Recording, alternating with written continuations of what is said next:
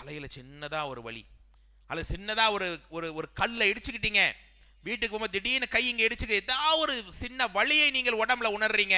அல்லாஹ் ரப்புல் ஆலமீன் அதனால் உங்களுக்கு தவறை இல்லாமல் ஆக்குகிறான், நன்மைகளையும் அல்லாஹ் உயர்த்தி அழகுபடுத்துகிறான். ஆக மூமின்களே, சோதனையான நேரங்களில் நாம் சகிப்புத்தன்மையோடு இருக்கிறோம் என்றால் பபஷிரி சாபிரீன், பொறுமையாளர்களுக்கு தான் சிறந்த கூலி என்று அல்லாஹ் சொல்லுவான். அந்த கூலியை நாம் பெறுவது மட்டுமல்ல, நம்முடைய சோதனைகளால் நம்முடைய வாழ்விலே இருக்கக்கூடிய சில பாவங்களையும் அல்லாஹ் மன்னிக்கிறான். முள் குத்துறது எவ்வளோ பெரிய விஷயமா, சாதாரணமான இதுதானங்க.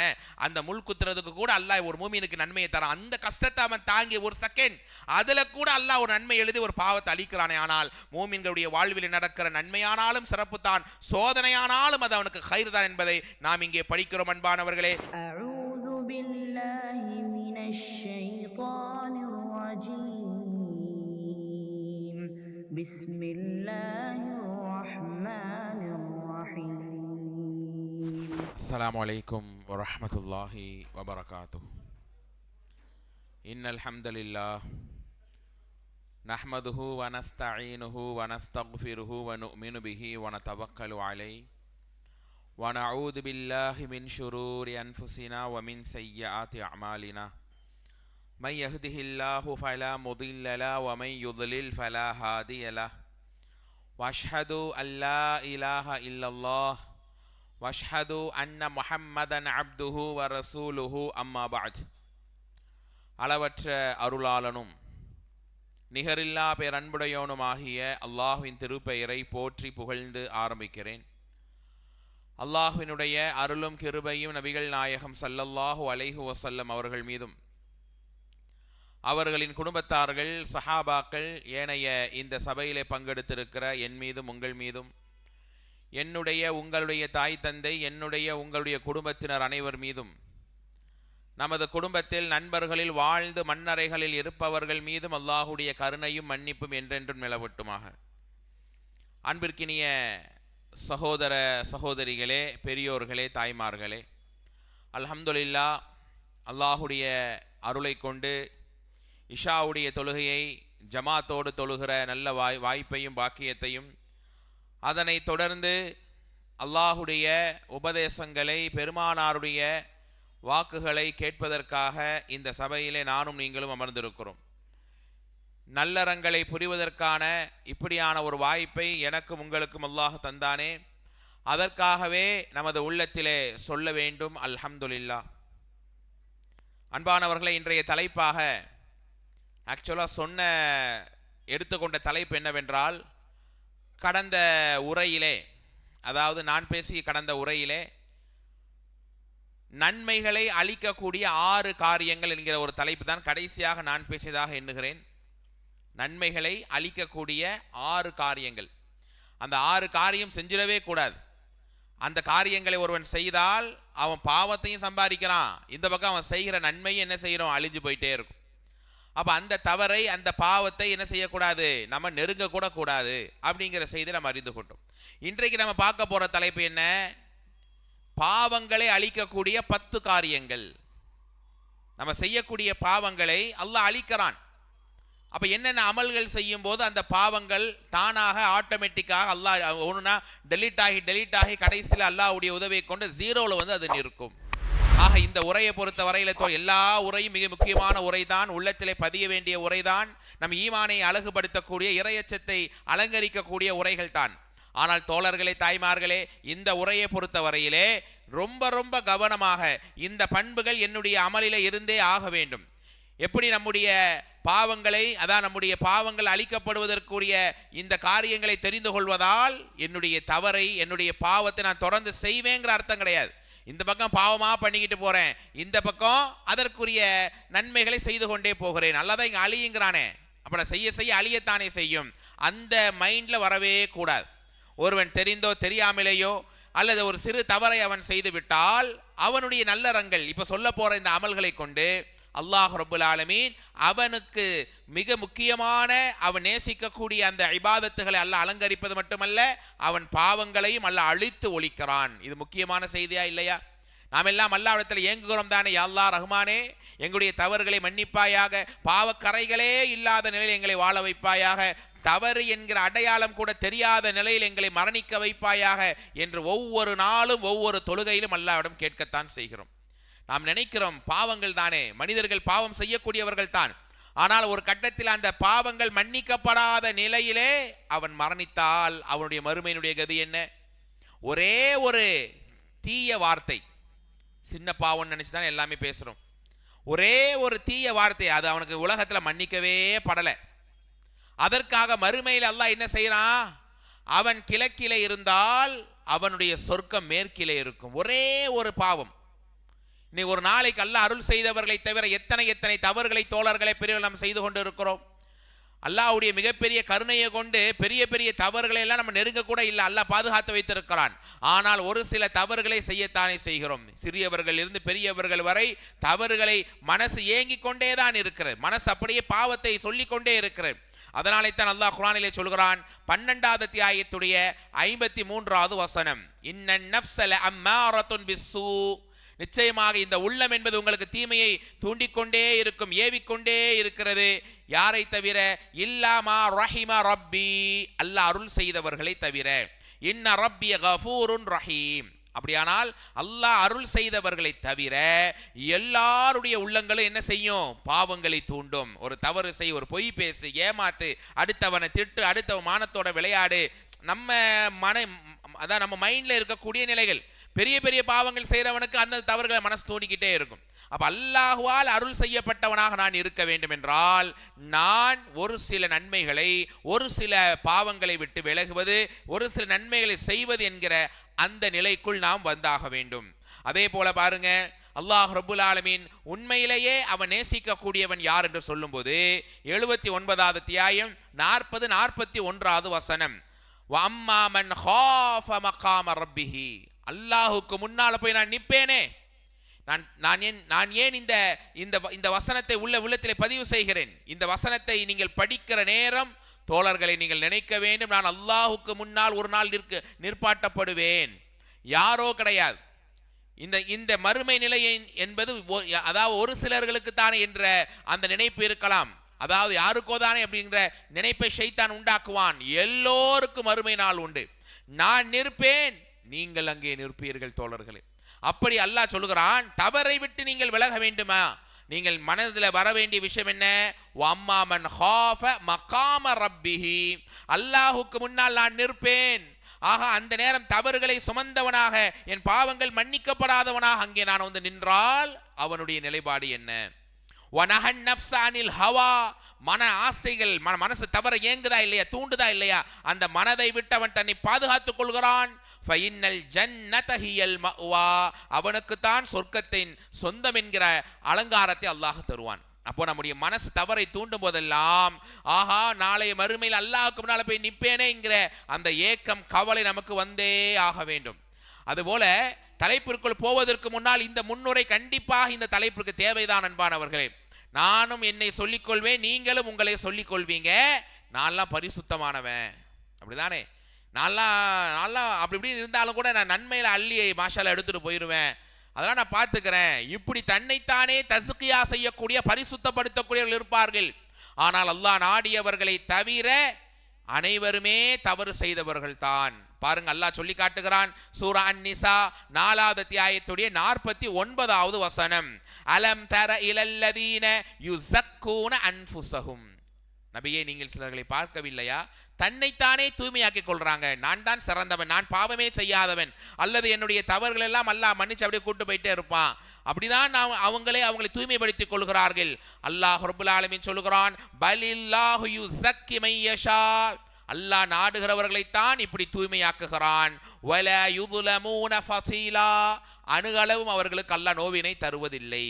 அப்ப நீங்க உங்களை சுத்தம் சொல்லிக்காதீங்க, அல்லாஹ் உங்களை சுத்தப்படுத்தணும். உங்க பாவங்களை விட்டு உங்களை அல்லாஹ் தூரமாக்க வேண்டும். ஒன்னு அல்லாஹ் செய்ய விடாம தடுப்பான். தப்பி தவறி செய்து விட்டால் அவர்கள் செய்யக்கூடிய சில நல்லறங்களை பார்த்து அந்த நல்லறங்களால் இந்த தவறுகளை அல்லாஹ் அழித்து ஒழித்து தூய்மையாக்கி அவனை சொர்க்கத்திலே நிம்மதியானவனாக அல்லாஹ் எழுப்புவான். இப்படிப்பட்ட நிலை நமக்கு உண்டு. நம்மள பல பேர் நினைக்கிறோம், நம்மெல்லாம் பெரிய அளவுக்குள்ள தப்பு செய்யறது இல்லையே நினைக்கலாம். ஆனா உங்களுடைய கண் சிமிட்டலிலே கூட தவறுகள் இருக்கலாம்.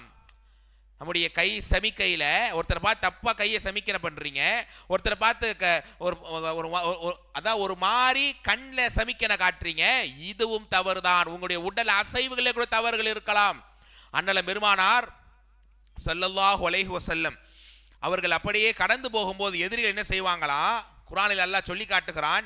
83வது அத்தியாயத்துடைய 30வது வசனம், வஇதா மர்ரு பிஹிம் யதகாமஸூன். அண்ணல பெருமானார் கடந்து போகும்போது கண்களால் சமிக்கனை செய்வார்கள். அவர் நல்லா பார்த்துக்க, அப்படி கண்களால் என்ன செய்வாங்க? அந்த கண்களிலே கிண்டல் அடிப்பார்கள். அல்லாஹ் அதை கூட ஒரு தவறு என்று இங்கே சொல்லி காட்டுகிறான். உள்ளத்தில் எண்ணக்கூடிய தவறுகளை அல்லாஹ் என்ன செய்யறான்? மன்னித்தாலும் கூட அதனுடைய செயல்பாடுகள் எந்த வகையில் இருந்தாலும் அது அவனுக்கு தவறுதான், பாவம்தான். இன்றைக்கு நாம் இருக்கக்கூடிய இந்த காலகட்டத்திலே தவறுகள் நிறைந்த உலகத்திலே இருக்கிறோம். கண்ணை மூடினாலும் கண்ணை திறந்தாலும் வீட்டிலே இருந்தாலும் வீட்டை விட்டு வெளியே வந்தாலும் ஷைத்தான் தவறுகளை நம்மை பின்னி பிணைய வைத்துக் கொண்டு இருக்கிறான்.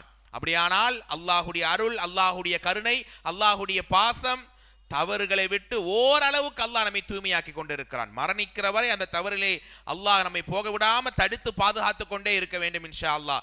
ஆனாலும் அல்லாஹ் அருள் செய்தவர்களை தவிர ஒருத்தரை கோவப்படுத்திடுறோம், ஒருத்தரை திட்டிடுறோம், மனைவிட்ட எரிஞ்சு பேசிடுறோம், பிள்ளைகள்கிட்ட அமானிதமாக இருக்கிறது இல்லை. இது மாதிரி ஏதாவது ஒரு தவறுகள் செய்யத்தான் செய்கிறோம் தோழர்களே, பெரியோர்களே. ஆனால் அந்த தவறுகளாக இருக்கட்டும், எந்த தவறாக இருக்கட்டும், அதில் இருந்து நாங்கள் விடுபட வேண்டுமே. ஆனால் அல்லாஹ் ஒரு சில அமல்களை எங்களுக்கு சொல்லித் தருகிறான். அந்த அமல்களைத்தான் நாம் பார்க்க போகிறோம். இது கண்டிப்பாக இந்த செயல்கள் எல்லாம் என் வாழ்க்கையில இருக்கு, அதை நாம் ஆல்ரெடி செஞ்சுக்கிட்டு இருக்கிறதா கூட இருக்கலாம். ஆனால் அந்த அமலை செய்யும் போது ஒரு அமல் என்று செய்து விட்டு போய்கொண்டே இருப்போம். ஆனால் தோழர்களே, இந்த அமல்களால் என் பாவங்களை அல்லாஹ் மன்னிக்கிறான், எனக்கு தரஜாவை உயர்த்துறான், என் பாவத்தை அல்லாஹ் மன்னிக்கிறான். எனவே நான் எப்படி வாழப்போகிறேன், என்னுடைய செயல்கள் என்ன என்பதை நாம் புரிந்து கொள்ள வேண்டும். முதலாவது விஷயத்தை பாருங்கள், அல் ஈமான் பில்லாஹி வ தௌஹீதிஹி வல் அமலி ஸாலிஹ். உள தூய்மையோடு அல்லாஹ்வை ஏற்றுக்கொண்டு அல்லாஹ்வை ஏகத்துவப்படுத்தி ஈமான் கொண்டு நல்லறங்கள் செய்கிறார்களே, அவர்களுடைய பாவங்களை அல்லாஹ் மன்னித்து கொண்டே இருப்பான். நீங்கள் அல்லாஹ்வை ஒருமைப்படுத்தி அல்லாஹ்வை முழுமையாக சார்ந்து நம்பி நடக்கும் போது அதோடு நல்லறங்களை செய்து கொண்டே இருக்கிறீர்கள்.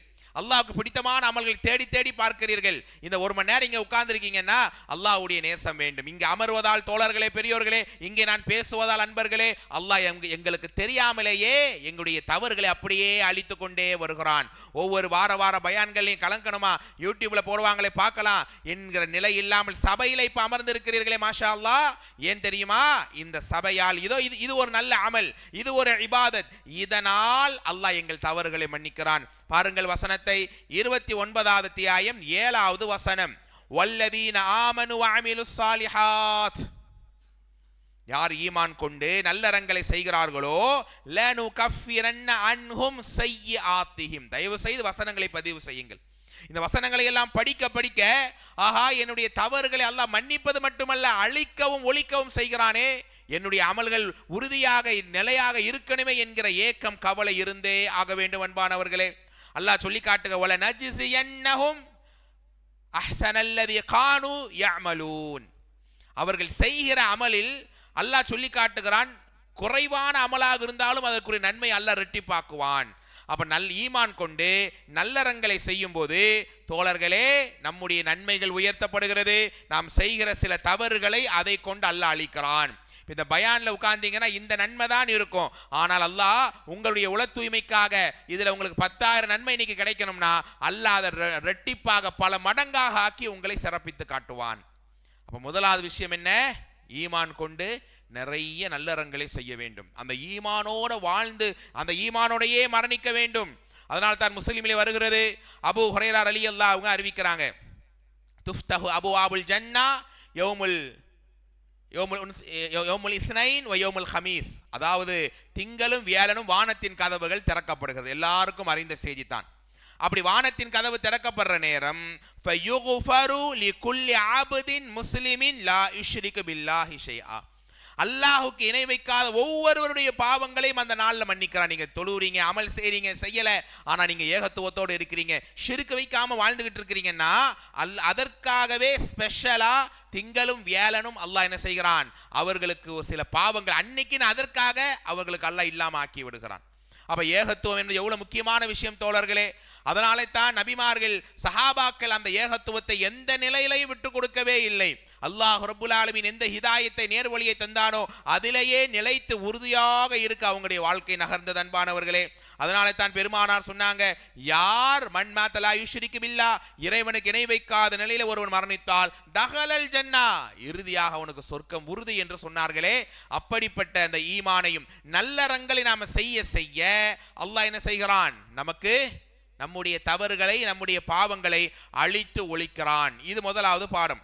அதே மாதிரி இரண்டாவது பாடம் என்ன, தவறுகளை அல்லாஹ் நம்முடைய பாவங்களை அல்லாஹ் மன்னிக்க வேண்டுமே ஆனால், பாவங்கள் அழிய வேண்டுமே ஆனால் நாம் செய்யக்கூடிய இரண்டாவது அமல் அத்தௌபத்து சாதிகா, உள தூய்மையோடு தௌபா தேடுவது. இதுதான் மிக முக்கிய. அதாவது இந்த பாடம் தான் மன்னிப்பிற்குரிய, பாவங்கள் அழித்து ஒழிக்கப்படுவதற்குரிய அடையாளம். சுபஹானல்லாஹ், இன்னைக்கு நம்ம எல்லாரும் தௌபா தேடுகிறோம் இல்லையா? பாவங்கள் மன்னிக்கப்படணும், செஞ்சிட்டோம், ஓகே, தவறுன்னு ரெஜிஸ்டர் ஆயிடுச்சு. அந்த தவறுகள் மன்னிக்கப்பட வேண்டுமே ஆனால் உள தூய்மையோடு தௌபா தேட வேண்டும். கையேந்திரம் அல்ல பார்த்து மன்னிச்சிடு, அப்படி அல்ல.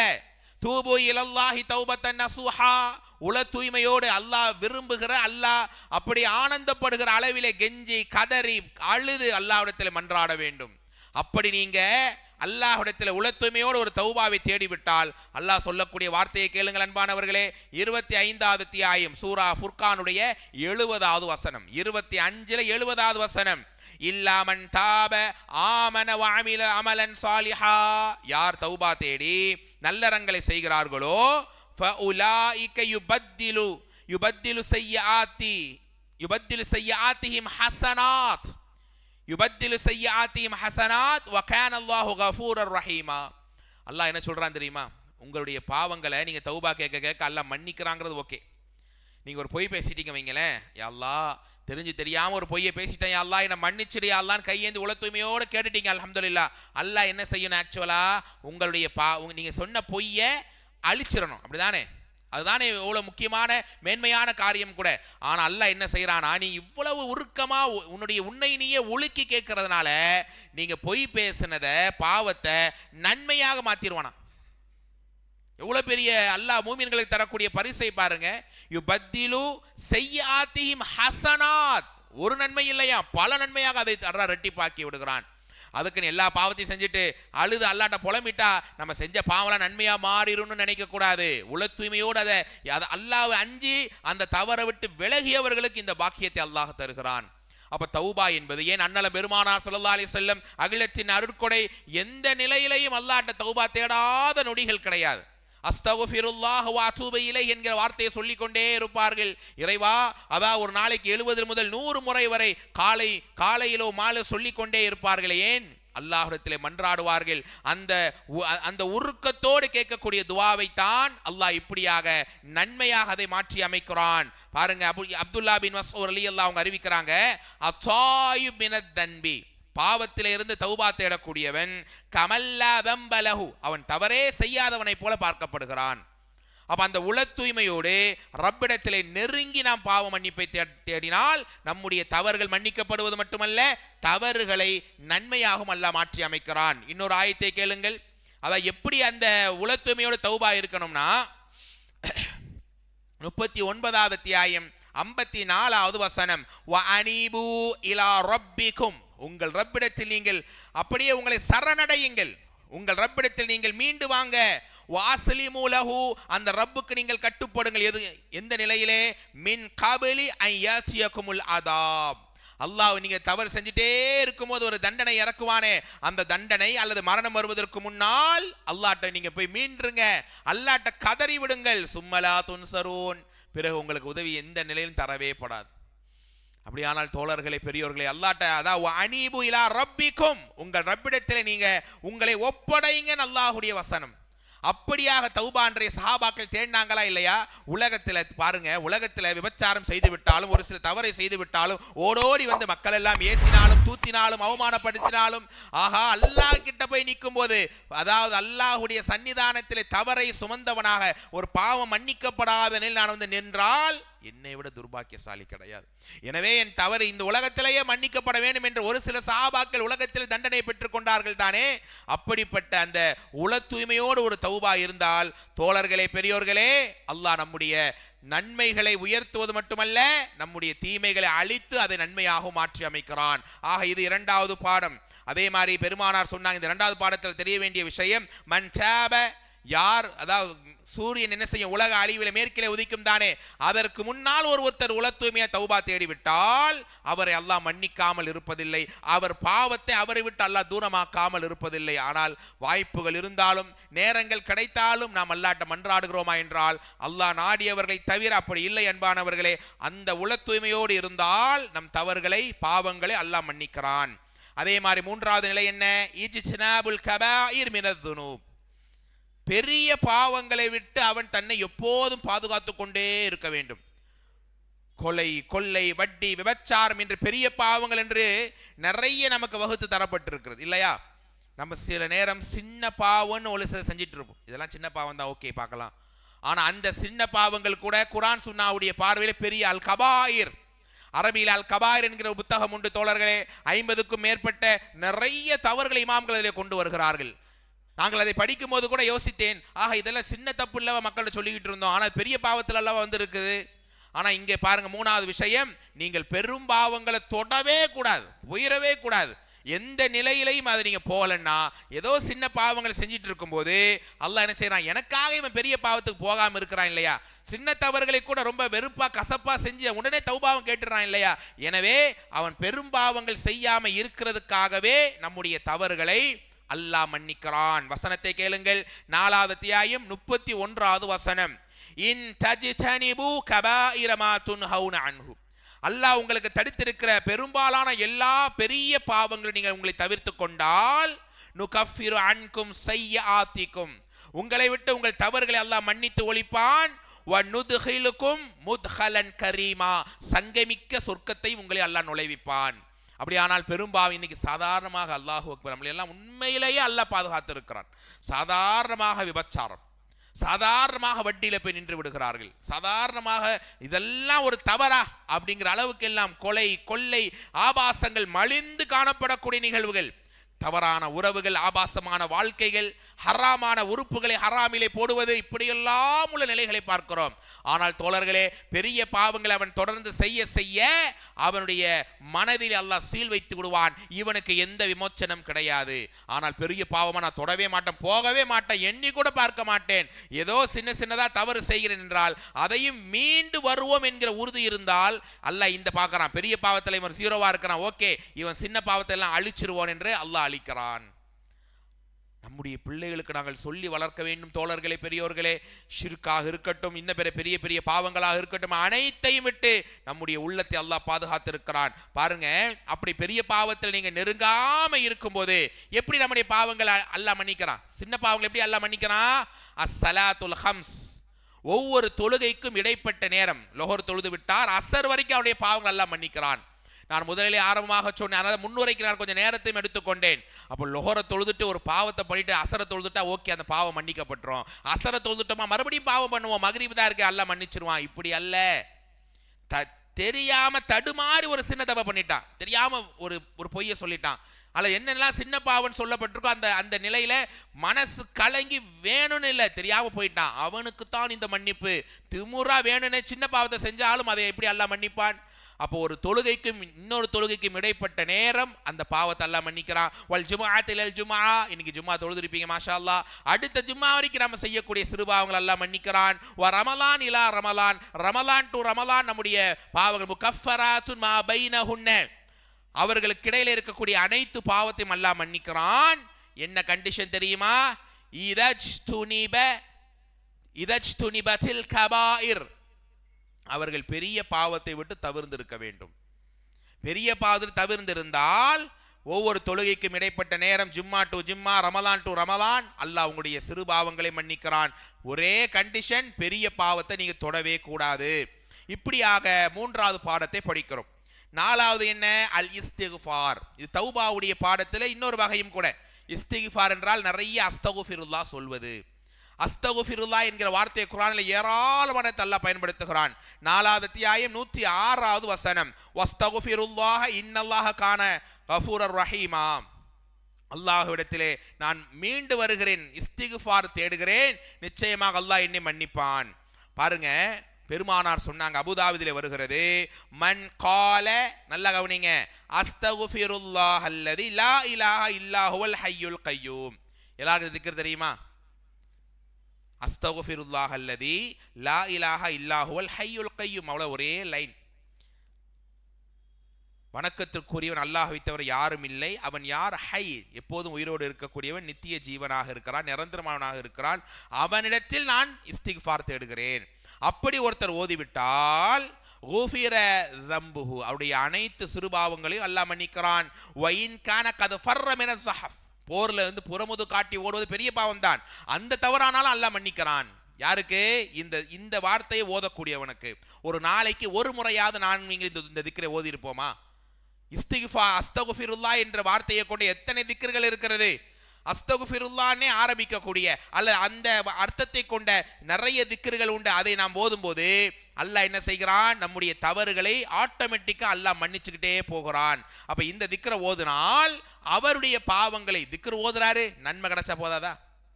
10 திக்ர் ஓதுனார், 10 நன்மை, ஓகே. தீமை அப்படியே தான் இருக்கும். நீ என்கிட்ட ஆளு, என்கிட்ட மன்றாடு, கொஞ்ச நாள் நல்லா வாழ்ந்து காட்டு, அப்பதான் மன்னிப்பேன் அப்படின்னு ஆப்ஷன் நல்லா வச்சானா? இல்ல, இந்த திக்ரை ஓதுற, எனக்காக நீ ஓதுற, அந்த திக்ருடைய ஆழம் என்ன? நான் மீண்டு வருகிறேன் என்கிற உணர்வை நீ கொட்டுகிறாய், எனவே உனக்கு இங்கே நான் மன்னிப்பை தருகிறேன். பாருங்க, முஸ்லிமிலே வருகிறது, அல்லாஹ் சொல்வதாக பெருமானார் சொன்னாங்க ஸல்லல்லாஹு அலைஹி வஸல்லம், அத யா இபாதி இன்னக்கும் துக்திஊன பில்லைலி வன்னஹார், என் அடியார்களே, இரவும் பகலும் நீங்கள் தவறை செய்கிறீர்கள், வ அக்ஃபிரு துனூப், ஆனா உங்கள் பாவத்தை நான் மன்னிக்கிறேன், ஜமீஆ, அனைத்தையும். எப்போ தெரியுமா?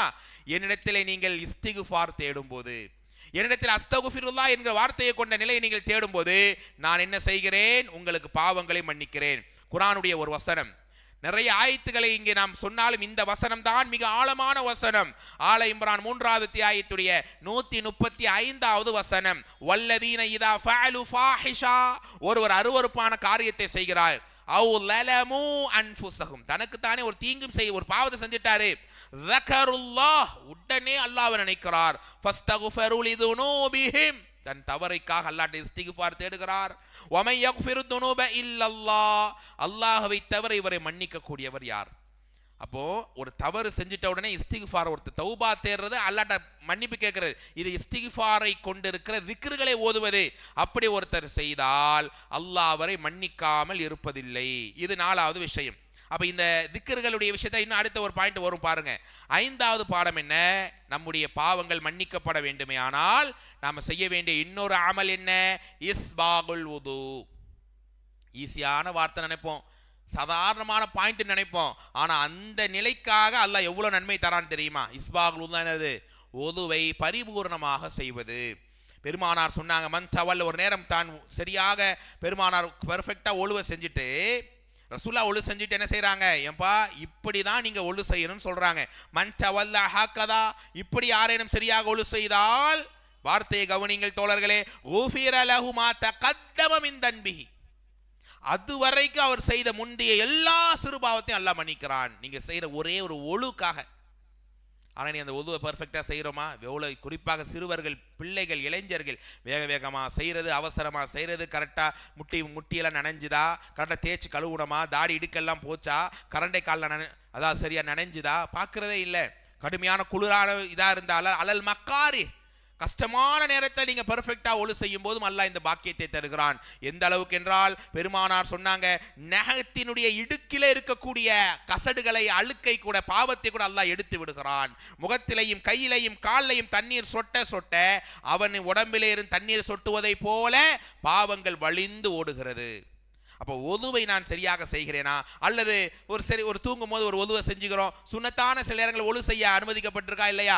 அப்படியான நிலையிலே ஒதுவை நாம் சரியாக செய்தால் என்ன கிடைக்குது? அவருக்கு என்ன கிடைக்குதுங்க? அவருடைய பாவங்களை அல்லாஹ் ரப்புல் ஆலமீன் மன்னிக்கிறான். அடுத்த ஒரு செய்தியை பாருங்க, அடுத்த ஒரு அமலை பாருங்கள், அஸ்ஸலாத். தொழுகையிலே ஒரு சில முக்கியமான செயல்களை பெருமானார் சொல்லிக் கொடுக்கிறார்கள். ஹதீதை கேளுங்கள், மாஷா அல்லாஹ். அலா அதுல்லுக்கும் அலா மா யம்ஹுல்லாஹு பிஹில் ஹதாயா, மக்களே உங்களுடைய பாவங்களை அனைத்தையும் அழித்து ஒழிக்கக்கூடிய ஒரு செயலை உங்களுக்கு நான் அறிவிக்கவா? வ யர்ஃபா பிஹி தரஜாத், உங்களுடைய அந்தஸ்துகளை படித்தரங்கள் அல்லாஹ் உயர்த்துவான், அதை நான் உங்களுக்கு அறிவிக்கவான்னு கேட்டாங்க. சொல்லுங்கள் யாரோ சொல்லலாம், இதுதான் நாங்கள் எதிர்பார்க்கிறோம். திடீர்னு இன்னைக்கு ஒரு உதாரணத்துக்கு அல்லாஹ் நம்முடைய எல்லா தவறையும் மன்னிக்கிறான், ஆனால் இதை செய்வோமா செய்ய மாட்டோமா? செய்வதானே செய்வோம். ஆனால் இவ்வளவு விஷயம் கொட்டி கிடக்குது. இந்த அமலை நான் செய்கிறேன், ஆனால் நம்ம ஒழு செய்கிறோம் தான், ஒழு செஞ்சுட்டு தொழுக்காக செய்யணும் செஞ்சுட்டு வந்துட்டே இருக்கோம். ஆனால் ஒழு செய்யும்போது அல்லாஹ் என் உடம்புல தண்ணி போகிற மாதிரி எப்படி என் பாவத்தை எப்படி என்னை விட்டு வெளியாக்கிறியா அல்லாஹ், அந்த ஒரு பிடிமானத்தோட செஞ்சிருப்போமா? அந்த ஒரு நினைவில் அந்த அஸ்தகுஃபிருல்லாஹ் சொல்லியிருப்போமா? அந்த நினைவில் அல்லாஹ்ட தௌபா தேடி இருப்போமா? யா அல்லாஹ் இந்த அமலை செய்கிறேன், இதுக்கு ஒரு கூலிய கூடிய அல்லான்னு கேட்டிருப்போம். ஆனால் இந்த அமலை செய்கிற யா அல்லாஹ் இதுக்குரிய கூலியும் கூட ரெட்டிப்பா, இதனால ஏதோ ஒரு பாவத்தை செஞ்சு வச்சிருப்பேன், அதை மன்னிச்சிருன்னு என்றைக்காவது நானும் நீங்களும் கேட்டிருப்போமா? அதைத்தான் அல்லாஹ் இங்கே எதிர்பார்க்கிறான். அப்படி உங்கள் நன்மைகளை அல்லாஹ் உயர்த்தி உங்கள் பாவங்களை அழிக்க வேண்டுமா? அதற்குரிய வழிகளை பெருமானார் பெரிய லிஸ்ட் எல்லாம் ரசூலுல்லாஹ் போடல. இஸ்பாகுல் உது அலல் மக்காரி, கஷ்டமான நேரத்தில் ஒழுவ செய்யுங்க, இது போன பாட படிச்சிட்டோம். அடுத்து என்ன? வகஸ்ரத்துல் ஹதா இலல் மசாஜித், எல்லாருக்கும் தெரியும். பள்ளி வாசலுக்கு ஒரு நடந்து வருவது யாருக்கா தெரியாம இருக்கா? இன்னைக்கு பசங்களை எடுத்தோம்னா சைக்கிள் பைக்குன்னு அப்படியே போறது, பக்கத்து 4 வீடு தள்ளி தான் பள்ளி இருக்கும், அதுக்கும் என்ன செய்யறது? பைக் எடுக்கிறது, சைக்கிள் எடுக்கிறது. இப்படி தான் நம்முடைய நிலைப்பாடுகள் இருக்குது. பள்ளிக்கு பைக்கிலையோ சைக்கிள்லையோ கார்லையோ வந்தால் நன்மை இல்லைன்னு இல்லை, அதுக்கு ஒரு நன்மை இருக்குது, ட்ராவல் பண்ண நன்மை இருக்குது. ஆனால் நடக்கும்போது ஒரு ஸ்டெப்பு நீங்கள் வைக்கும்போது ஒரு நன்மை அல்லாஹ் எழுதுறான், அதனால் ஒரு தீமையை அல்லாஹ் அழிக்கிறான். நன்மையும் கிடைக்குது, பாவத்தை அல்லாஹ் அழிக்கிறான். ஒவ்வொரு 8க்கும் ஒரு 10 8 டெய்லி நம்ம வரோம் என்றால் யோசிச்சு பாருங்க எவ்வளவு நன்மை கிடைக்கிறது. ஒரு தொழுகை முடிந்த பிறகு அடுத்த தொழுகைக்காக காத்திருப்பது, இந்த 2 தான் இந்த முக்கியமான பாயிண்ட். என்னது? தொழுகைக்காக நடந்து வருவது, தொழுகை முடிந்த பிறகு. இப்போ அசர் முடிஞ்சிருச்சு, அசர் ஜமாத் எத்தனை மணிக்கு? 4:20க்கு 4:30க்கு முடியுது. மக்ரிப் எப்போ? 4:45 5:45 மக்ரிப். ஒரு 1.25 மணி நேரம் இருக்கு. அந்த 1.25 மணி நேரம் நம்ம இங்கே உட்கார்ந்துருப்போமா? வருஷத்துல ஒரு 2 நிகழ்வுகள் இப்படி எனக்கோ உங்களுக்கோ இருக்குமா? யோசித்து பாருங்க. வருஷத்துல ஒரு 2 நாள் 2 வக்துக்கு, அல்லது மக்ரிப் முடிஞ்சிருச்சா இஷா வரைக்கும் இங்கே உட்காருவோம். 1 மணி நேரம் ரொம்ப லாங் டிஸ்டன்ஸ் இருந்தால் அது வேற, அப்படி நம்ம உட்காரதான் செய்யணும். ஆனால் ஒரு குறைந்த டிஸ்டன்ஸ் தான், ஒரு 3/4 மணி நேரம் தாங்க கேப் இருக்கு, நான் உட்கார்றேனே, அதனால என்னுடைய தவறுகளை எல்லாம் மன்னிக்கிறான். என்னையும் சேர்த்து கொண்டு தான் சொல்வேன். தொழுகிறோம், வேகமா ஓடுறோம், வரோம், பரபரம் 2ஆம் ரக்காத்துல வரோம், சலாம் கொடுத்தோடனே முதலாளா ஓடிடுறோம். இப்படிதான் நம்முடைய செயல்பாடுகள். மாசத்துக்கு ஒரு நாள் இப்படி தொழுகைக்கா ஒரு தொழுகை முடிஞ்சு பிளான் பண்ணியே வரணும். இன்னைக்கு அசருக்கு போறோம், 1 hour உட்கார்றோம், திக்ரு குர்ஆன் எல்லாம் ஓதிட்டு மக்ரிப் முடிச்சுட்டு வந்தால் அந்த இன்திலாரு ஸலா கிடைச்சிடும். மாஷா அல்லாஹ். இந்த நியத்தோட குறிப்பாக இளைஞர்கள் வந்து அமரலாம் தானே. அப்ப இந்த ரசூலா எவ்வளவு சொல்றாங்கன்னா, ஃபதாலிக்குமுர் ரிபாத், அதிலேதான் வெற்றி, அதிலேதான் வெற்றி, அதிலேதான் வெற்றி. அப்ப எவ்வளவு அழகான அமல்கள். ஆனால் நாம் அந்த அமல்களுக்குரிய கூலி மட்டுமல்ல தோழர்களே, அதனால் நம்முடைய பாவங்கள் மன்னிக்கப்படுகிறது. அடுத்த செய்தி நம்ம எல்லாருக்கும் தெரிந்ததான சதகாத், தர்மம். ஒரு தர்மத்தை செய்யும் போது நன்மைகள் மட்டுமல்ல, அதனால் நம்முடைய பாவங்களையும் அல்லாஹ் அழிக்கிறான். குர்ஆனுடைய 2வது அத்தியாயம் 271வது வசனம் அல்லாஹ் சொல்லி காட்டுகிறான், நீங்கள் தர்மமாக எதை வெளிப்படுத்தினாலும், ஏழைகளுக்கு தந்து உதவினாலும் அது உங்களுக்கு சிறந்தது. வயுகஃபிரு, மேலும் அல்லாஹ் சொல்றான், அன்குமின் செய்யாத்திக்கும், உங்களை விட்டு உங்கள் தவறுகளை எல்லாம் துடைத்து எறிவான். நாம் எல்லாம் மாஷா அல்லாஹ் கொடுக்கிற கரங்களாகத்தான் இருக்கிறோம். ஆனால் நம்ம ஒரு சில நேரம் ஷைத்தான் சடைவை தருவான். எப்ப பார்த்தாலும் ஜும்மா வசூல், பள்ளி வசூல், தாவா கேட்டு தொல்லை பண்றாங்க, பள்ளிக்கு போகவே எரிச்சலா இருக்குதுங்க. ஷைத்தான் இந்த எண்ணங்களை தருவான். ஆனால் தோழர்களே, இறை நம்பிக்கையாளர்கள் யார்? அல்லாஹ்வுடைய அருளை வேண்டி விரும்பி அவர்கள் தர்மம் செய்து கொண்டே இருப்பார்கள். ஒரு நேரம் பெருமானார் இப்படி சொன்னாங்க பாருங்க, அலா அதுல்லுக அலா அபுவாபில் கைர், நன்மையினுடைய ஒட்டுமொத்த வாசலை நான் உங்களுக்கு அறிவிக்கவா? என்ன சொன்னாங்க? நோன்பை பற்றி சொன்னார்கள். அடுத்து அஸ்ஸதகா, தர்மத்தை சொன்னார்கள். துதுஃபியுல் ஹதிஆ கமா யுத்ஃபியுல் மாஉன் நார், நெருப்பை கொழுந்து விட்டு எரிகிற நெருப்பை எப்படி தண்ணீர் அணைக்குமோ அதே போல சதகா உங்கள் பாவங்களை அழித்து ஒழிக்கும். அப்படிப்பட்ட ஒரு வாரத்தில் நம்ம என்ன சதக்கா செய்தோம்? உறவுகளுக்கு செய்தோமா? இறை இல்லத்துக்கு செய்தோமா? நன்மைக்கு செய்தோமா? வறுமையான மக்களுக்கு செய்தோமா? நம்ம தகுதிக்கு என்னவோ அதை நாம் சடைவடையாமல் செய்ய செய்ய நன்மை மட்டுமல்ல, நமக்கு ரிஸ்க் பரக்கத்து மட்டுமல்ல, நமக்கு ஆரோக்கியத்தை மட்டுமல்ல, அல்லாஹ் நம்முடைய தவறுகளையும் நம்முடைய சதக்காக்களால் அல்லாஹ் மறைத்து மன்னிக்கிறான். அதே போல அடுத்த பாடம் என்ன தெரியுமா? அல் மசாயிப், ஒரு சில சோதனைகள் எல்லாருக்கும் வரும். என்னடா இது, இஸ்லாமிய சமூகம் என்றென்றைக்குமே நாம் சோதனையிலே இருக்கிறோமே, தனிப்பட்ட வாழ்க்கையில் ஏதோ ஒரு பலகீனத்தோடையே நாம் வாழ்கிறோமே, இப்படியாக ஒரு நிலை நம்முடைய மனதிலே இருக்கலாம். ஆனால் தோழர்களை சந்தோஷப்பட்டுக் கொள்ளுங்கள், நம்முடைய வாழ்விலே சில சோதனைகள் வந்தால் அந்த சோதனையால் நமக்கு நலவும் ஹைரும் தான். அதனால் நம்முடைய பாவங்கள் மன்னிக்கப்படத்தான் செய்கிறது.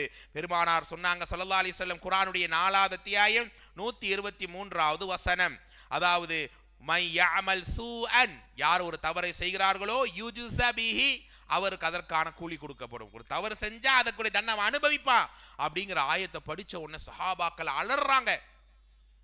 ஒருவன் தவறு செய்தால் யுஜ்ஸ பிஹி, அதற்குரிய தண்டனை வழங்கப்படும். இந்த வசனத்தை படித்து சஹாபாக்கள், ஆகா நம்ம தவறு செஞ்சா அல்லாஹ் அது குற்றம் பிடிப்பங்கிறான், நம்ம கதி என்னங்கிறாங்க. இந்த வசனம் இறங்கிய பிறகு அதான் பலகத்தில் முஸ்லிமீன் மப்லகன் ஷதீதா, கடுமையான சோதனையான காலகட்டம். சஹாபாக்கள் அப்படியே தடுமாறுறாங்க, நடுங்கிறாங்க. பெருமானார் சொன்னாங்க, ஸ்டெடியா இருங்கப்பா, உறுதியா இருங்க, கலங்காதீங்க, வருத்தப்படாதீங்க. பெருமானார் சொன்னாங்க, ஒரு மூமினுடைய காலில் முள் குத்தினாலும், ஒரு முள் குத்தி எடுக்க, அந்த குத்தும் போது ஒரு வலியை நீ உணர்றாயே, அந்த வலிக்காக அல்லாஹ் உனக்கு நன்மை எழுதாமல் இல்லை, உன் பாவங்களை அழிக்காமல் இல்லை. தலையில சின்னதா ஒரு வலி, அல்லது சின்னதா ஒரு ஒரு கல்லை இடிச்சுக்கிட்டீங்க, வீட்டுக்கு போகும்போது திடீர்னு கை இங்க இடிச்சுக்க, ஏதாவது ஒரு சின்ன வலியை நீங்கள் உடம்புல உணர்றீங்க, அல்லாஹ் ரப்புல் ஆலமீன் அதனால் உங்களுக்கு தவறை இல்லாமல் ஆக்குகிறான், நன்மைகளையும் அல்லாஹ் உயர்த்தி அழகுபடுத்துகிறான். ஆக மூமின்களே, சோதனையான நேரங்களில் நாம் சகிப்புத்தன்மையோடு இருக்கிறோம் என்றால் பபஷிரிஸ் சாபிரீன், பொறுமையாளர்களுக்கு தான் சிறந்த கூலி என்று அல்லாஹ் சொல்லுவான்.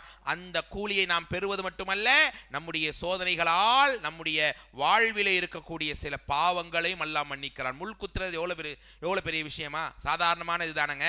அந்த முள் குத்துறதுக்கு கூட அல்லாஹ் ஒரு மூமினுக்கு நன்மையை தரான். அந்த கஷ்டத்தை அவன் தாங்கி ஒரு செகண்ட், அதுல கூட அல்லாஹ் ஒரு நன்மை எழுதி ஒரு பாவத்தை அளிக்கிறானே. ஆனால் மூமின்களுடைய வாழ்வில் நடக்கிற நன்மையானாலும் சிறப்பு தான், சோதனையானாலும் அது அவனுக்கு ஹைர் தான் என்பதை நாம் இங்கே படிக்கிறோம். அன்பானவர்களே, இது முக்கியமான ஒரு பாடம். இன்னொரு அமல் என்ன தெரியுமா, நம்ம எல்லாருக்கும் தெரியும், ஹஜ் வல் உம்ரா.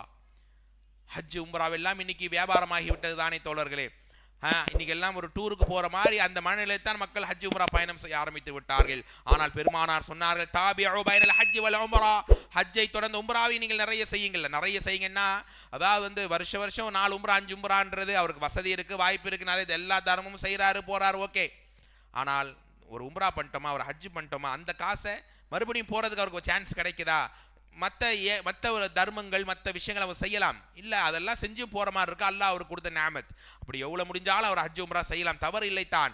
அப்படி ஒருத்தர் அதிகமாக ஹஜ் உம்ரா செய்யும் போது பெருமானார் சொன்னாங்க, ஃபஇன்னஹுமா, அந்த ஹஜ்ஜும் உம்ராவும் யன்ஃபியானி துனூப், அவருடைய தவறுகளை அழிக்கிறது.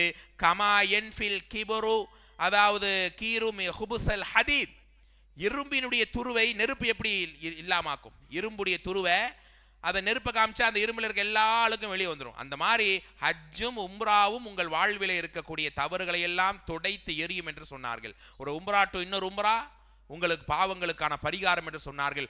ஹஜ்ஜை பொறுத்தவரையிலே சிறிய பாவங்கள் மட்டுமல்ல, பெரிய பாவத்தையும் அல்லாஹ் மன்னிச்சிடறான். ஹஜ்ஜையும் அதே மாதிரி ஒருவன் இஸ்லாத்தையும் ஏற்றுக்கொள்கிறான். இந்த சொல்ற இந்த விஷயங்கள் எல்லாம் சின்ன சின்ன தவறுகள் எல்லாம் மன்னிக்கிறதா வாக்களிக்கிறான். ஆனால் ஹஜ்ஜை ஒருவன் செய்து வந்தால் அல்லாஹ்வுடைய நாட்டம் பெரிய தவறுகளையும் அல்லாஹ் மன்னிக்கிறான்.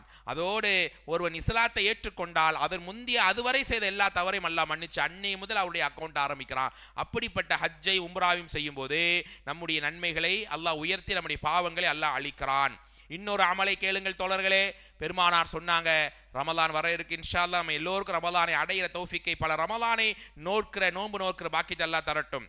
மன் சாம ரமலான் ஈமானன் வஹ்திசாபன், ரமலானில் உயிரோட்டமாக நன்மை எதிர்பார்த்து நோன்பு வைத்தால் என்ன கிடைக்குது அவருக்கு? நோன்பு வச்ச கூலி மட்டும் கிடையாது, அவருடைய முந்திய பாவங்கள் அனைத்தும் மன்னிக்கப்படுகிறது. ரமலானுக்குள்ள சிறப்பு லைலத்துல் கத்ர் எல்லாம் படிக்கிறோம். ஸோ ரமலானை ஒட்டி இருக்கிற அமல்கள் நம்முடைய பாவங்கள் அனைத்தையும் அல்லாஹ் மன்னிக்கிறான். இது ஒரு பாடம். அடுத்த செய்தி பாருங்க, முக்கியமான ஒரு செய்தி, ரொம்ப ஈஸியான செய்தியும் கூட. அபூதர் ரலியல்லாஹு அறிவிக்கிறாங்க, நான் ஒரு நேரம் பெருமானார் கிட்ட வந்தேன். குல்தி யா ரசூலல்லாஹ் ஔஸீனி, யா ரசூலல்லாஹ் எனக்கு ஒரு அட்வைஸ் பண்ணுங்க, ஒரு உபதேசம் செய்யுங்க யா ரசூலல்லாஹ். பெருமானார் சொன்னாங்க, இதா அமில்ச செய்யா, ஒரு தவறை செய்து விட்டாய், நீ ஒரு அபூதர் ஒரு தவறை செய்து விட்டாய், ஃபத்தபிஹா ஹஸனா, உடனே ஒரு நன்மை செஞ்சிடு. ஒரு பாவத்தை செஞ்சுட்டான், உடனே ஆஹா இந்த தவறு செஞ்சுட்டோமே ரப்பே அப்படின்னு மனசை வருந்திட்டு உடனே அடுத்து 4 மணிக்கு ஒரு தப்பை செய்யறான், 4:05 உணர்றான், 4:10 அடுத்து ஒரு நன்மையை செஞ்சிடறான். அப்படினால் தம்ஹுஹா, அந்த நன்மையால் அவனுடைய பாவத்தை எல்லாம் மன்னிச்சிடறான். உடனே ஒரு நன்மையை செஞ்சிடுங்க. இப்போ எல்லா பாவத்தையும் செய்வோம், செஞ்சுட்டு உடனே ஒரு திக்ர ஓதிர வேண்டியதானே, இப்படி நினைக்கக்கூடாது தோழர்களே. பெருமானார்ட்ட அவர் கேட்கிறார், குல்து யா ரசூலல்லாஹ் அம்மல் ஹஸனாத், எந்த நன்மையை சொல்றீங்க? என்ன ஒன்று, லா இலாஹா இல்லல்லாஹ், வெறும் லா இலாஹ இல்லல்லாஹ். யாரையோ திடீர்னு ஒரு மாதிரி புண்படுத்தி பேசிட்டீங்க, அவர்கிட்ட மன்னிப்பு கேட்டாச்சு, இருந்தாலும் மனசு உறுத்தலா இருக்குது, உடனே லா இலாஹா இல்லல்லாஹ், யா அல்லாஹ் இந்த திக்ரை என் நன்மைக்கு ஓதுகிறேன், என் தவறுக்கான பரிகாரமான ஓதுறேன் அப்படிங்கிற அந்த மைண்டு வரணும். வெறும் ஒரே ஒரு லா இலாஹ இல்லல்லாஹ் ஹி அஃதல் ஹஸனாத், இப்படி லா இலாஹ இல்லல்லாஹ் சொல்றோமே, இது இருக்கிற நன்மையிலேயே அஃதல், ஆக சிறந்தது என்று பெருமானார் சொன்னார்கள். இப்போ இது என்ன பாயிண்ட்? இந்த பாயிண்ட்ல என்ன விளங்குச்சு? ஒரு பாவத்தை செஞ்சிட்டோமா உடனே ஒரு நன்மையை செய்யணும். நன்மைன்னா பெரிய நன்மை கிடையாது, லா இலாஹ இல்லல்லாஹ்னு சொல்றது. அந்த லா இலாஹ இல்லல்லாஹ் சொல்லும் சாதாரண நன்மை நினைக்கிறோம், ஆனால் பெருமானார் சொன்னார்கள் இதுதான் நன்மையிலே ஆக உயர்ந்தது என்று சொன்னார்கள். இப்படி ஒரு அமலை நம்மால் பார்க்க முடிகிறது. இன்னும் சில அமல்களை பெருமானார் சொன்னாங்க பாருங்க. அதாவது ஃபர்லான தொழுகைக்கு பின்னால், இன்னைக்கு எவ்வளவு ஜும்மாவுடைய ஹுதுபா முடிஞ்சு சொல்றோம், மற்ற நேரங்களில் சொல்றோம், அசால்ட்டா மக்கள் கலைஞ்சிடுறாங்க, ஏதோ நிர்பந்த வேலை அவசரம், ஓகே.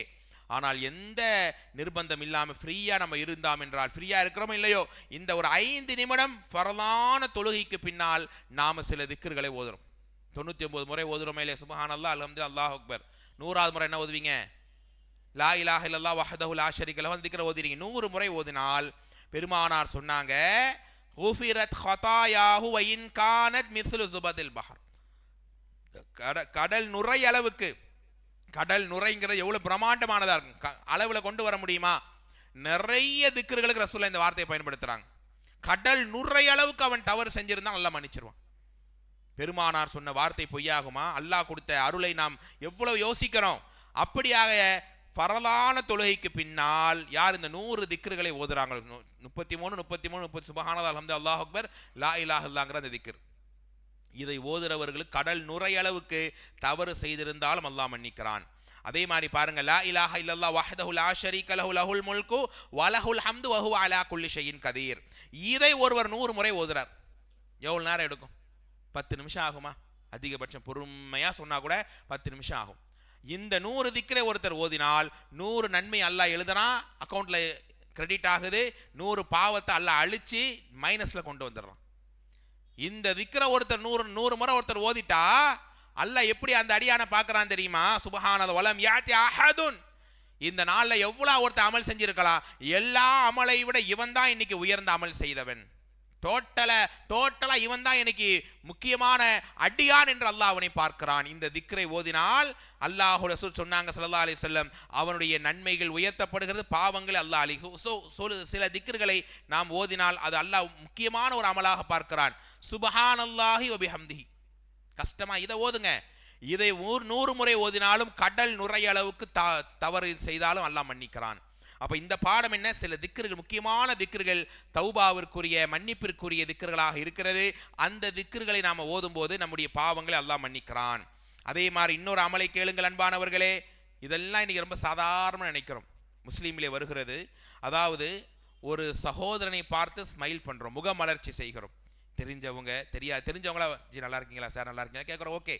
ஆனால் தெரியாதவங்க அல்லது ரொம்ப பழக்கம் இல்லாதவங்க, அவங்கள்ட்ட நீங்கள் போய் நீ கை கொடுக்க, அவன் வந்து கொடுக்கட்டும், நம்ம பையன் கை கொடுப்பானே, நம்ம ஏன் நம்ம லெவலை விட்டு இறங்குவானே, இப்படிலாம் நினைக்கிறோம். பாருங்க, மாமின் முஸ்லிமைன் எல் தக்கியான், 2 முஸ்லிம்கள் சந்தித்துக் கொள்றாங்க, ஃபயதசாஃபஹான், 2 பேரும் அன்போடு கை குலுக்கிக் கொள்றாங்க, ஷேக் ஹேண்ட் பண்றாங்க, இல்லா குஃபிர லஹுமா கப்ல அன் யஃப்தரிகா, 2 பேரும் பிரிந்து போறதுக்குள்ள அல்லாஹ் அவங்க 2 பேர் பாவத்தையும் மன்னிச்சிடுறான்.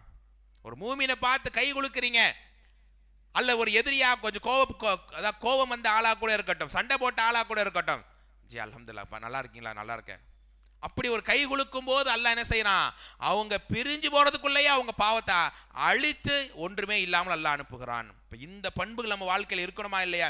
அதனால தானே சஹாபாக்கள் யாரையும் விரோதியாக பகையர்களாக பார்க்காமையே அண்ணலம் பெருமானார் தன்னை கொல்ல வந்த பல எதிரிகளை கூட மன்னித்து பழகினார்கள். காரணம் இந்த நன்மைக்காகத்தான் தோழர்களே. இந்த குணம் நம்முடைய வாழ்விலே இருக்க வேண்டும். அதே மாதிரி கியாமுல் லைல், இரவு தொழுகை, பல நேரம் பயான்களை கேட்ட செய்தி தான், ஆனால் பெருமானார் சொன்னாங்க இரவு தொழுகையை பற்றி அலைக்கு பி கியாமில் லைல், இரவு தொழுகையை பற்றி பிடித்துக் கொள்ளுங்கள் தோழர்களே. அது என்ன? அல்லாஹ்வுக்கு நெருக்கத்தை உண்டாக்கும், உங்கள் பாவங்களை மன்னிக்க வைக்கும், மேலும் தவறுக்கான தடுப்பாக வந்து அது இருக்கும் என்று சொன்னார்கள். மாசத்துல ஒரு 2 நாள், ஒரு நாள் இரவு தொழுகைக்காக நாங்கள் ஒதுக்குகிறோமா என்றால் இல்லை அன்பானவர்களே. அதே போல ஆதான், பாங்கு சொன்ன பிறகு துவா ஓதுறோம். ஓதிட்டு என்ன செய்கிறோம்? ஷஹாதத் அஷ்ஹது அல்லா இல்லாஹ் ஓதிட்டு பாங்கு துவாவை ஓதிட்டு ரதீது பில்லாஹி ரப்பன் வபில் இஸ்லாமி தீனன் வபி முஹம்மதின் நபிய்யம் வ ரசூலா. ஏன்னா நீங்கள் இஸ்லாத்தை ஏற்றுக்கொண்டீர்கள் என்பதை இன்னும் ஆழமாக உறுதிப்படுத்தக்கூடிய ஒரு ரலீத்து பில்லாஹி ரப்பன், அல்லாஹ்வை ரப்பாக பொருந்தி கொண்டேன், வபில் இஸ்லாமி தீனா, இஸ்லாத்தை பொருந்தி கொண்டேன் தீனாக, வபி முஹம்மதின் நபிய்யம் வ ரசூலா, ரசூலுல்லாவை நபியாக முஹம்மது ஸல்லல்லாஹு அலைஹி வஸல்லம் ஏற்றுக்கொண்டேன். இதை ஒருத்தர் ஓதினால் சுப்ஹானக அது குஃபிரத், அல்லாஹ் சொல்வானாம், என்னுடைய அடியானுக்கு நான் மன்னிப்பை தராமல் இல்லை, அவன் தவறுகளை நான் துடைத்து அவனை சொர்க்கம் செல்ல நான் பொறுப்பேற்றுக் கொள்கிறேன். வாங்க சொல்லி முடிஞ்சு இந்த ரலீத்து பில்லாஹி ரப்பன ஓதுனவருக்கு அவரை பார்த்து அல்லாஹ் இந்த வார்த்தையை சொல்வான், உனக்கு நான் நன்மையை கூட்டுகிறேன், பாவத்தை அழிக்கிறேன், உன்னை சொர்க்கத்துக்கு அனுப்ப நானே பொறுப்பேற்கிறேன். இந்த வார்த்தைகள்லாம் நம்முடைய உள்ளத்தில் ஒரு ஒழுக்கத்தை கொடுக்கணுமா இல்லையா? ஒரு மாற்றத்தை ஏற்படுத்தணுமா இல்லையா? வாங்க அப்படியே இங்கே ஒரு கவனம் இருக்கும், ஃபோனில் கவனம் இருக்கும், பாங்க அப்படியே அப்படி இப்படின்னு பதிலை சொல்லிட்டு அந்த பாங்கு துவாவை சரியாக கூட ஓதணுமான்னு தெரியாது, ஆனால் அப்படியே கலைஞ்சு போயிடுவோம். ஒரு நாள் எத்தனை முறை இந்த நன்மையை நம்ம மிஸ் பண்ணிக்கிட்டே இருக்கிறோம். எத்தனை முறை தொழுகைக்காக நடந்து வருவதை, உட்கார்ந்து இருப்பதை மிஸ் பண்ணிக்கிட்டே இருக்கிறோம். இரவு தொழுகை சீக்கிரமே, ஒரு நாள் ஏதாவது சுனத்தா நோன்பைக்கை சீக்கிரமே எந்திரிச்சிருவோம், ஒரு 1/4 மணி நேரம் இருக்கும், அதை கூட அல்லாஹு அக்பர் சிலர்களுக்கு அப்படியே சும்மா கழிச்சிட்டு போயிட்டே இருப்பாங்க, இரவு தொழுகை தானே அப்படின்னு. ஆனால் இதற்கெல்லாம் எவ்வளோ நன்மைகள் மட்டுமல்ல, நன்மைகளுக்கான ஆர்வப்படுத்துவது மட்டுமல்ல, நன்மையோடு நம்முடைய பாவங்களை மல்ல அழித்து ஒழிக்குகிறான். அதை நாம் பார்க்கிறோம். இதோ இங்கே நீங்கள் அமர்ந்திருக்கிறீங்களா, ஹுதூருல் மஜாலிஸ், உங்கள் ஒவ்வொருடைய பெயரையும் அல்லாஹ் இப்போ உச்சரிக்கிறான். உச்சரித்து டோட்டல் எல்லா மலக்கையும் அல்லாஹ் அழைத்து சொல்வான், இந்த அடியான் எனக்காக வந்து இங்கே அமர்ந்திருக்கிறான், எல்லாரும் அவருடைய பாவங்கள் மன்னிக்கப்பட என்கிட்ட பிரார்த்திங்கன்னு சொல்லுவான். என் பேரை சொல்லுவான், இன்ஷா அல்லாஹ் உங்கள் பேரை சொல்லுவான். ஏன்னா இந்த 1 மணி நேரம் நீங்கள் வெளியே போய் உங்கள் வீட்டில் போயிருக்கலாம், வேறு எங்கேயாவது நீங்கள் போயிருக்கலாம், வேறு ஏதாவது உலக வேலைகள் இருக்கத்தானே செய்யும். ஆனால் அதையெல்லாம் விட்டுட்டு தானே இங்கே வந்து உட்கார்ந்துருக்கிறோம். அப்போ அந்த நேரம் கது பத்தலத்தி செய்ய ஆத்தியம் ஹசனாத், இதற்கும் அல்லாஹ் என்ன செய்கிறான் தெரியுமா? அவர்களுடைய தீமைகளை நன்மையாக, இப்போ நீங்கள் போகும்போது அல்லாஹ்வுடைய அருள் இருந்தால் இன்ஷா அல்லாஹ் நம்ம செஞ்ச ஏதோ ஒரு தவறை நன்மையாக மாற்றப்பட்டு தான் நீங்கள் இப்போ இங்கேருந்து கிளம்புறீங்க. இப்போ எவ்வளோ பெரிய பாக்கியம்! பயான் சபைகள் தான், தர்பியா சபைகள், கிளாஸ் சபைகள் அவ்வளோ கேர்லெஸ் ஆகிடுச்சு இன்றைக்கி மக்களுக்கு. எவ்வளோ மெனக்கிடுறாங்க, எவ்வளோ ஏற்பாடு செய்கிறாங்க, ஆனால் மக்களுடைய அந்த அட்டென்ஷன் ஆக குறைந்து கொண்டு வருகிறது. அல்லாஹ் நம்மை பாதுகாக்க வேண்டும். அதே போல் அரஃபா நோன்பு, ஆஷுரா நோன்பு, 6 நோன்பு, இதெல்லாம் நம்முடைய முந்திய பிந்திய பாவங்களை மன்னிப்பதற்குரிய சில இபாதத்துகள். தோழர்களே, அல்லாஹ் ரப்புல் ஆலமீன் இந்த செய்திகளை கேட்கிறோம் என்றால் இந்த உணர்வோடு நன்மை கிடைக்கணும் ப்ளஸ் என் பாவங்கள் ஒழிக்கப்படணுங்கிற அந்த நிலை இருந்தால், இந்த இவ்வளவு சொன்ன ஏறத்தால் ஒரு 20 அமலை நான் சொல்லியிருப்பேன்.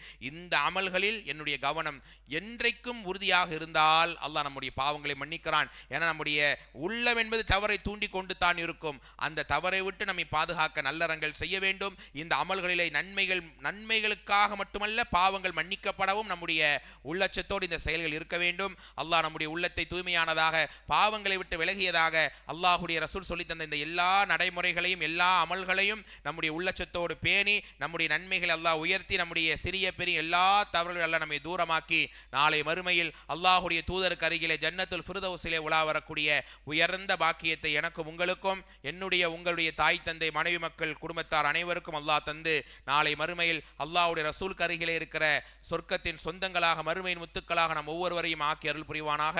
வாஹிர் தஅவானா அனில் ஹம்துலில்லாஹி ரப்பில் ஆலமீன். அஸ்ஸலாமு அலைக்கும் வரஹ்மத்துல்லாஹி வபரகாத்துஹு. சுப்ஹானக்கல்லாஹும்ம வபிஹம்திக அஷ்ஹது அல்லா இலாஹ இல்லா அன்த அஸ்தக்ஃபிருக வ அத்தூபு இலைக். இந்த துவா ஓதுறோம் இல்லையா, இந்த துவாவும் இந்த சபையில் நம்முடைய தவறுக்கான பரிகாரம் தான். துவா ஓதணும், நன்மை கிடைச்சிருச்சு. துவா ஓதுறதுனால ஏதோ ஒரு தவறு அல்லாஹ் மன்னிச்சிட்டான். எதுவும் பயான் சபைக்கு மட்டும் இல்லை, 2 பேர் பேசிட்டு கலைஞ்சாலும் இந்த திக்கரை ஓதி தான் நம்ம கலையணும். குடும்பமாக உட்காந்து பேசிட்டு கலைஞ்சாலும் இந்த சபைகளை துவா ஓதுனால் அந்த சபையில் ஏதாவது நம்ம ஒரு புறம் பேசியிருப்போம், ஏதாவது ஒரு தவறை செஞ்சுருப்போம், அதை அல்ல என்ன செஞ்சிடறான், எல்லாம் மன்னிச்சு விட்டுறான். அதனால் சபை கலையிற துவாங்கிறது வெறும் பயானுக்கு மட்டும் கிடையாது, பயான் சபைக்கு மட்டும் கிடையாது. கணவன் மனைவி பேசினாலும் இந்த திக்கரை ஓதிக்கொள்ள வேண்டியது தான் இன்ஷா அல்லாஹ்.